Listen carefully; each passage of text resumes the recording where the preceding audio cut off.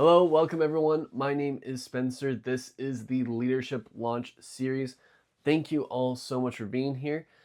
We are going to be talking about the founder's founding principles and how to lead from I don't really know to like a CEO.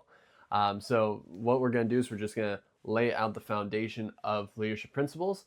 And by the end of it, you will be able to understand how you're going to lead your team into whatever you want.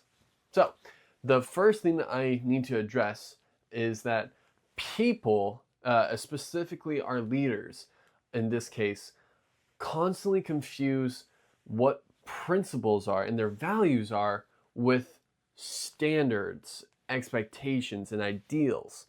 And we need to, before we can get into the foundation of what it looks like to be you, yourself as a leader, we need to first address this. A principle is a word that has intrinsic depth.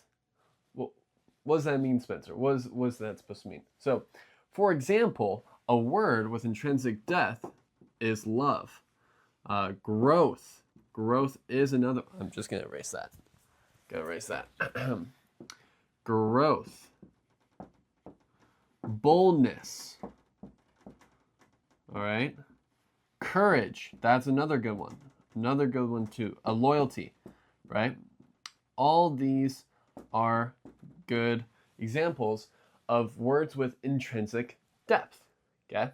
Now, what does intrinsic depth actually mean? So if we take a look at, let's say growth here, because that's one of my principles. I love growth. Now, what this means is that growth can be interpreted in an infinite number of contexts of which it in and of itself benefits. So again, what does growth look like? Growth in a skill, right? Growth in a relationship, right? Romantic or business, right? Growth in resources, growth in, I'd say, even spirituality, right? Growth in spirituality, just as an example. The depth of which is intrinsic to the work, because again, it just has so much weight to what it can mean and the context of which it can be applied. Okay, so that's really important to understand. Now, the reason that these principles become your values, so that's the next part, values. I'm just going to put that here. So values is because of the action of you acting on that principle. Okay, that's why it becomes valuable to you, because you're acting on that principle, right? So for example, be loving, right? So we got the principle here. Action is right there. That's action, okay? You be loving, right? Another action would be tell, because again, you tell the truth, right? Principle, action. Or you can even say act, just to keep it short, but action. Again, that's why the principles become valuable to you, because of the action you take on those principles. And more times than not, you keep those principles because they benefit you in some way, right? We're self-serving creatures, and that's completely fine. We do, in fact, benefit in those ways, okay? So a standard, okay, by definition, a standard is a model, a norm, or a comparison, right? A comparison to something. Okay? It's usually something. I know you can't quite see it to the light there, so I'll just erase that right here. To something, right? It's usually a norm, model, comparison to something. Now, typically you can find this all the time with things that are expected of you, right? So be on time, say please and thank you. Those are a couple very easy ones to distinguish right away. An ideal is often, okay, the imaginary perfection of something. Something. Or, you know what? We're not going to put something. We're going to put another question mark because that's what we use it for. It can be something, a situation, a result. And again, it doesn't serve them in that way. Now, what's really crazy about all this is that most people don't actually pick their own principles and values. Now, some of you may be like, what are you talking about? I don't want to be late, right? I want to be on time. I do want to say please and thank you. I do have a loyalty, integrity, whatever those things are, right? Okay, let me challenge you on this. Let me ask you this: who came up with that? Well, what do you mean? Well, why do you have that standard that you don't want to be late? Why? I don't know. Well, you know what? I showed up to practice one time. I was late, and my coach said, "Don't be late, because otherwise I'd suffer the consequence." Sure, fair. Another one would be, again, same principle, or same thing could be applied to the context of work, right? Well, I don't want to be late because I'm going to get fired. Well, who told you you're going to get fired? Oh, my boss did. So even in our childhood, it's like, it's so crazy. Even in our childhoods, teachers, parents, little league coaches, all those mentors, all of our leaders set a standard, set the expectation, an ideal that you want to progress towards. And over time, whether you liked it or not, you adopted at least some of those standards and ideals, at least some of them. Perhaps, and for sure principles too. I'm not saying that there aren't any principles in there, but you did some. More people than not, I've discovered, don't sit down and really write out their principles and what makes them valuable to them. And the reason why it's so important to come up with this first before you even attempt to lead anything is because the foundation of which you work off of, okay, determines how high you can go, right? So again, let's use this as one example. If you have a foundation like this, where you're just yourself, you're not actually thinking about your foundation, your principles, what makes them valuable to you, identifying what are some standards and ideals that aren't your principles, you're only going to go up so far, okay? Just like we have here. Only going to go up so far. I'm just going to make that better. Now, if you do intentionally make a foundation surrounded by your principles, which are valuable to you, authentically you, just yourself, right? That foundation is going to be bigger. I guarantee it. Why? Because the way of which you communicate, of which you act, of which you handle any trouble or challenges, any strifes that you may have amongst your team, the better you're going to be able to communicate through that. You know, there's this quote from Ralph Waldo Emerson. He said that there are so many different methods and so few principles around the world. The man who chooses his principles can use just about any method he so chooses.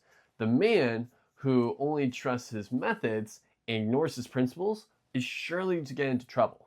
Again, you're just going to have a bigger foundation overall, so the height of which you can climb or you can lead, you can spearhead the charge, is going to be way better, right? There's another concept that I need to establish here to make it really distinct, but I'm going to try and ground it as much as possible, okay? Now, how do you establish, some of you would be like, okay, I have an idea. I know what a principle is now. I know now why that's valuable. I know what's the standard and ideal. Like, how do I really end up defining what that is, right? Like, how do I really know if it's a principle and value or if it's just a standard ideal? It's a great question, a very good question. And I'll explain it. The principle of which, so let's say love, very simple one for all of us to understand. Love, when you have the when your principle is be loving, right? love, loving, interchangeable in this case. Again, you have the principle and you have, and you have the action. Now stay with me on this. I want you to label your principle as a black box, okay, as a black box. And I want you to label this as a white box, all right? Now, a standard will have, again, a measuring stick of some kind, a measurable of comparison, right? And as such, there's very little action words, or I shouldn't say that. There are more gray words than black and white, okay? There's more gray, there's more context. And this is what actually ends up being the canvas of your leadership, your theme. So again, just stay with me for 1 second. So for example, let's take the standard being on time, very simple one, or please and thank you, okay? In fact, we'll use both. So be on time, okay? Time, that can be a principle of some sort. Be, okay? That is a action of some sort, right? You're being time. Now, you can't actually be time, so it's on time.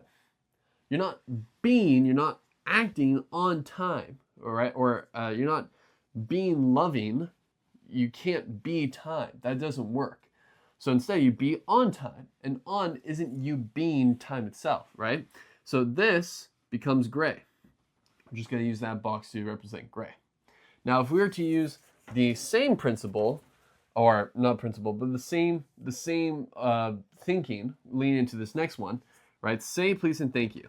Say please and thank you. Right? I'm just gonna put that there.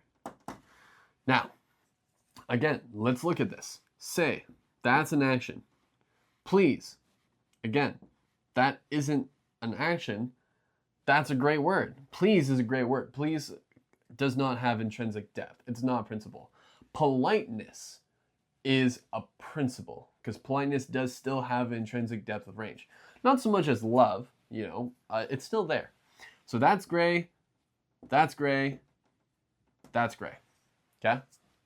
Now, one thing to really keep in mind about this is when you are leading from your principles and values, your team's going to see that, right? They're going to see how you're acting, what you're saying, and how you're handling whatever comes at you from your principles and values.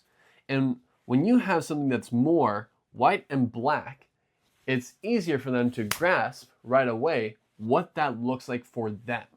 It's so much more actionable for them because they have the action tied straight to the principle, which can be plugged into any context, okay? So, for example, we're gonna bring this into a contextual piece right now. That anything that you add besides the white and the black, maybe one word to connect, a bridge the principle, maybe one, adds gray. It adds context to the conversation. In fact, it makes it into a sentence. And then you can make it onto more sentences, which makes it the context of conversation. So when we go into this, right, you're going to have a bunch of whites. You're going to have a situation. You're going to have a bunch of whites and blacks, right, in here. And so just for example, we're going to make that all black, all black. We're going to make that white, white. And the rest of this is going to be gray, right? It's going to be gray. Now, let's zoom out of this. Let's zoom out, okay? If we have that same foundation that we've been working on this entire time, okay, then you're also going to start having in the context, or you know what, I'm just going to draw it like this. In the context of your leadership, you're going to have more of these whites and blacks. You're going to have action towards your leadership and the principles of which you stand on, right? It's your foundation. You're standing on it. As we fill this up, you're going to see blacks here, you're going to see white, white, more black, and you're going to see some grays, okay? So let's just put 2 grays there. Let's put another couple boxes there. Gray, gray, gray. The gray being the context of what these principles and values are being applied to. Let's look at this from head on. Okay? You have black, black, let's say black. You got white, white, white, and the rest are gray. That's what your foundation will look like as a bird's eye view, right? As a little bird's eye view. Okay, I don't know if that was redundant or not, but that's what it's going to look like. Now zoom out more. Zoom out as far as you can think. And when you go through this, eventually you're going to keep zooming out at such a distance that the whole foundation will look like you. It will look like you, right? You'll have some more black squares here. And this is the really beautiful thing about foundation, your foundation as your principles and values, and how that works in your leadership. Because now again, you'll even have some more boxes here. Now just keep imagining that you have these arrays of boxes and the foundation keeps getting spread, yada yada. You're gonna have you. That's all that's left. That's your leadership. Because you've chosen that for yourself. That's the foundation of which you build your team on. And when people talk about you, when you're not there, what are they going to be looking at? They're going to be looking at your foundation. They're going to be looking at what you are, what your leadership is. And they have a very clear picture of you.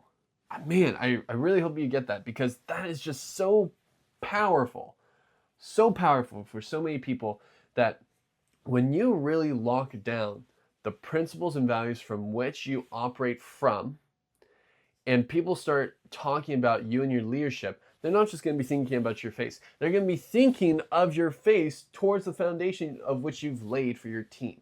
And this is how culture gets created in businesses all the time, because there's the founding principles that people are using to, again, make that atmosphere, make that culture, make actions associated with the mission of the business, with what the goals are, whatever you want to call it, right? What people are achieving.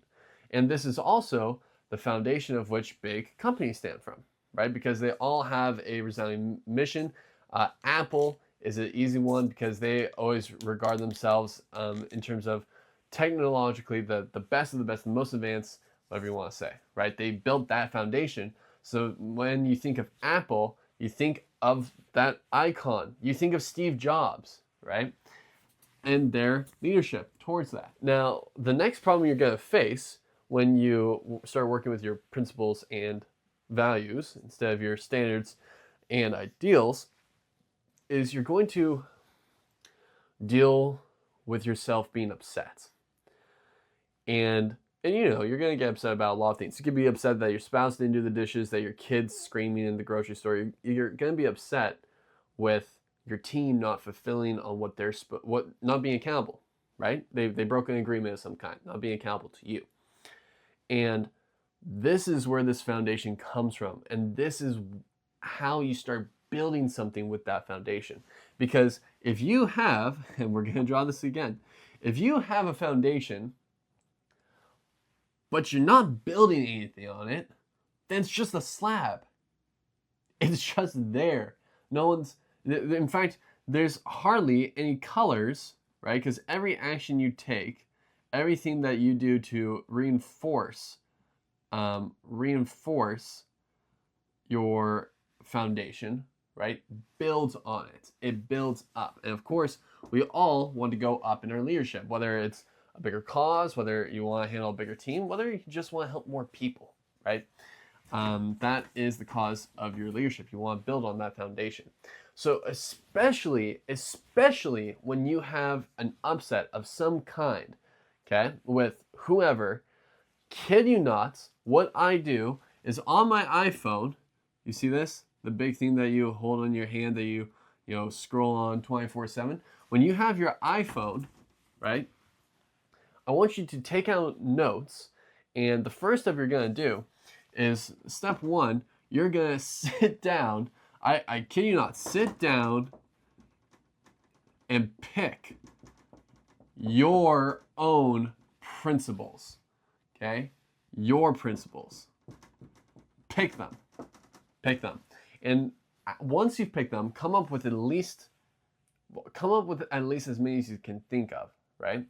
That are one word, has an intrinsic level of depth to the word. Okay? So you sit down, you pick your principles. Okay? Pick it. Second step. From there, identify what your standards and ideals are. Okay? Standards are. Identify them. Why? Because even though standards can build off of principles, even though they can stem from principles, they're not principles. And this is very important from when you have an upset of some kind, whether it's you're rubbing up against a hard challenge you have at work, a teammate's not being accountable, like you're upset with your wife or your spouse for not cleaning the house, doing the dishes. You're upset with your husband because they didn't put away whatever they're doing in the garage, whatever the case is. That is very important because most people don't reconnect with their principles. They first stem off of the standard. Because for whatever reason, they think that whom they're talking to, their counterpart, understands completely, like they do, what the principles are stemming from. Like, what is this stemming from? Okay? It's ridiculous to think that because people grow up in such different ways. It's so subjective. Even being loving based off of the context of the environment and the reinforcing actions to back up that principle, two people can have very, very extreme different views on what love is. Very different views, right? And it's so important to understand that. So anyways, 2, you ID your standards, okay? Standards, expectations, right? Expectations. But Spencer, I mean, I understand what you're saying. I'm just still having a hard time thinking off the pop of more than five standards that I have. Completely agree. An easy way for you to identify your standards is anything that has should in it. Anything that you apply should logic to. Should logic, what's should logic?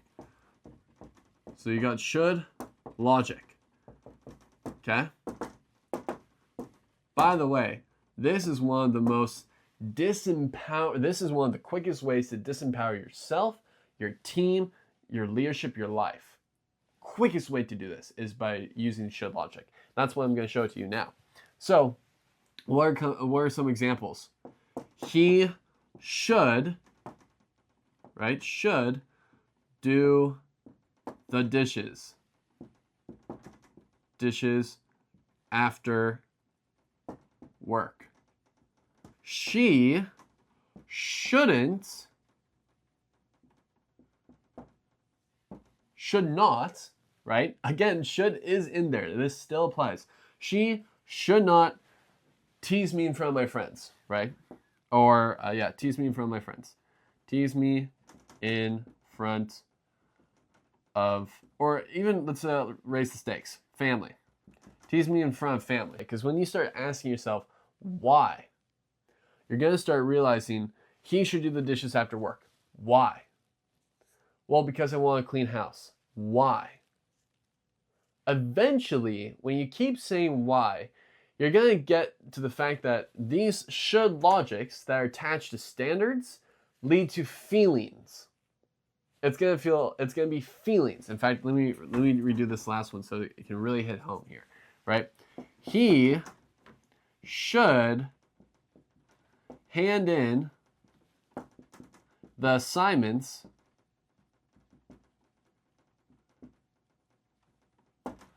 on time. Okay? Brilliant one. Right. And now I'm saying he because, frankly, I've had this when I was growing up in high school. I've had this in university. And, if I'm cooking dinner for my girlfriend and I just go over to her place, it's the same thing. I should do the dishes after I cook the dinner. Anyways, so he should do the dishes after work. He should hand in the assignments on time. Why should you do the dishes after work? Well, because I want the kitchen to be clean. Why do you want the kitchen to be clean? So many people rarely ever say, because a principle I have is organization. And this goes against that principle. Very few people ever say that. They say, because I feel better. I feel clear when my place is clean. Right? Right? So instead of dealing with the actual principle, people deal with the feeling. So another deadly thing that comes with should logic, right? Right? Is yourself. I should be further. Right? I should have dealt with the conflict better. Right? Everyone can relate. Everyone can relate to this. People deal with this all the time, especially as a leader. You will deal with this all the time because anyone, not just yourself, uses should logic. I should be further. I should have dealt with the conflict better, right? Oh, such simple ones. And if you really ask yourself why, at a certain point, you're going to figure out that's a feeling that it's a feeling of measuring up to a standard that you didn't even choose yourself. You adopted from someone in your past. That's the crazy. It's not even your own. You adopted it from someone's past. Okay, Spence, I get this for myself. How does that work with people? So if you have a standard, okay, and it leads to feeling, by the end of that feeling, if you keep digging into it, it leads to a feeling, your feeling as a leader, or their feeling as, again, the authority in this case. When you try to reverse that back, like, why is this your standard? Why is this a should logic? Well, because it makes me feel better. That feeling doesn't translate back immediately to the other person, to the person that should be better in that context, right? I should do the dishes after I make dinner. Why? Well, because I feel better when the house is clean. I feel like taking a break after making dinner. I feel like you should be on work on time no matter what. Why? Because I feel like you're committed and you're respecting me and the team and what we're trying to do here when you are here on time. That's not what they feel. They feel like when they're on time, they avoid your scolding. They don't feel like they've reinforced the if anything passively they feel like they've reinforced what the rules are, but they don't feel like they're contributing. They feel like they've escaped your scolding. They escaped the consequence of you punishing them, right? Not because they see the bigger picture of what you and your team are trying to do. Same thing in this case. When if we're just going to go back to the dishes thing, I don't know why I'm getting hooked up on it, but we're just going to go with it for now. Like, if anything, if you keep approaching it from that way, from that feeling, right? People won't have that feeling. They're not aligned in that. Okay? In fact, that feeling is so subjective to what that means that more likely than not, you're not going to share it. And so for the dishes example, I would only do the dishes because she feels better or I escape her wrath. And I have a girlfriend, but it can be your partner. It doesn't matter. You're escaping that, not because the thing can feel clean. It can, more likely than not, you fixate on the immediate feedback that you get from not going with that standard, right? You deal with the immediate feedback of their standard, of how they're feeling about it. Now, let's put this back on its head. So if that's a standard, right, and this is the same with ideals, expectations, what about principles, right? So what's the end of a principle? You need to be on time. I don't care how it is. you need to be on time. Why? Because I have respect for you enough that I'm on time for you every day. And everyone else here is also on time because they respect your time just as much. Well, so if it comes from respect, right, it comes from what you've all promised each other what you're going to do, okay? It's what you've all agreed upon. Promised is an action. In fact, it's a past action. Because it's a past action, again, it leads straight back to the principle. And it's something that people can act on. People can't share feelings per se at the exact same level, exact same degree, in the exact same way, but they can share the exact same action. That's how things are mass produced, right? The robot doesn't feel a tinkering way about why they messed up on a specific bolts, but they do share the action that's been promised to both parties about what to do when something arises, right? You break something, I fix it, you keep working. Is that, oh, that's a no. First thing is make a list, right? Make a list of your principles that you access on your phone. So like in notes on phone. If you want to be really badass about it, you put it on your back screen, your background, or your lock screen so that you can just keep looking at it, right? So that's one. Two, when you have an upset, pause, look at the list, right? Pause, look at the list. Okay? 3. I really should just list this out, but 3. No shoulds. No shoulds. If you're going to explain your upset to anyone, you can't say should. You can't say should, because like we discussed, it goes back to a feeling, not a promise. People can't act on feelings, but they can act on promises, right? Well, in fact, I'm gonna rephrase that. People cannot relate to your feelings as well as they can relate to a promise that they made you. Okay, that's a better way of saying it. Now, I'm just gonna move past that. That's what it is. No shoulds. Once you identify, it's like, hey, I'm not gonna say should. I'm not gonna say that. What you're going to do is you're gonna figure out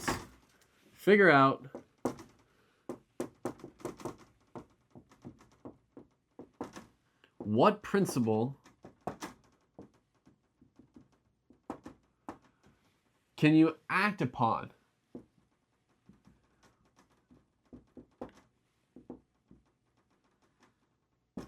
in that situation, right? What principle can you act upon? Now, it should, beautiful reason, when you act, people's eyes, when they see that, right? When they see you act from that principle, it provides value to you because you're reinforcing the value it has for yourself. It's one of your values. And it reinforces the value to them. They see the principle. They see from where you're operating from. They see how valuable it has to have your leadership qualities, your founding principles. And going a step further, that makes the conversation valuable. The conversation is valuable. Okay? Because it's constructive. It's about promises now. It's about principles. It's not about shoulds. It's not about feeling, subjective feeling, I might add. Right? Now, I'm going to tell you a story about this. When I grew up, I've learned something about manners. And I've learned, from someone else that a good standard to have is saying please and thank you. Right? Now, how I've seen this work amongst me and my team is that especially when my leader, when I wasn't a leader, especially when my leader did something and I didn't say please and thank you, they got upset with me.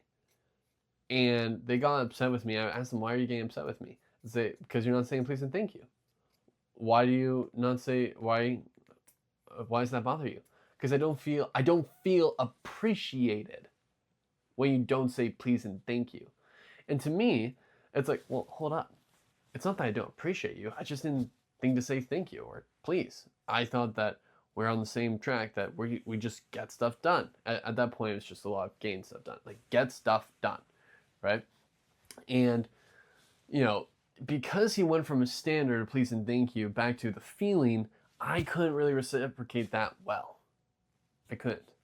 If he instead went from, because I value politeness, well, fair enough.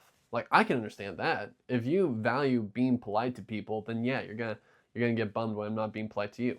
So I really hope that helped you out in this video. Just to recap on what we talked about principles and the difference about why they're valuable versus your standards and their ideals. Okay, we've talked about why. We've talked about the foundation of which it sets. Okay. We've talked about the gray area and the canvas, okay, of what people see as your leadership. We've talked about upsets, right, and should logic. And we've also talked about making a list from which you act from when you have upsets, okay? And how it relates to other people.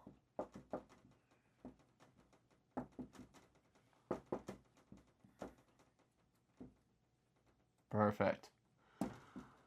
Now, it's possible that I may have missed something there, but those are the few things that we've talked about in this video. I really hope you enjoyed it. I hope you've got a lot of value from it, and I'm excited to see you in the next video.